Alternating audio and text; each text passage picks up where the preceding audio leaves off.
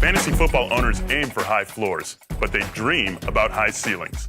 If every single player's best-case scenario unfolds this season, these three players will be on top of the end-of-season rankings. Demaryius Thomas has averaged 93 catches for 1,432 yards and 12 scores in each of the last two seasons. As crazy as those numbers are, they almost feel like the low bound of what he can do.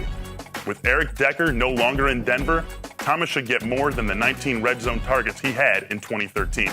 Decker got 23 such targets, and his nominal replacement, Emmanuel Sanders, isn't nearly the red zone threat that either Thomas or Decker are.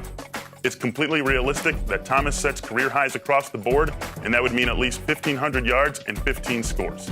In terms of ceiling, the only receiver that is in the same stratosphere is Calvin Johnson.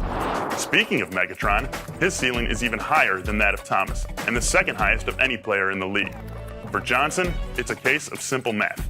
At this point of his career, we know he's going to get somewhere in the neighborhood of 160 targets, catch about 55 to 60% of those at an average of 16 to 17 yards.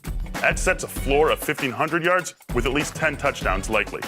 All it takes is a slightly better catch rate or a handful more touchdowns to make him the #1 overall player in fantasy leagues. The guy with the highest ceiling, though, is LeSean McCoy.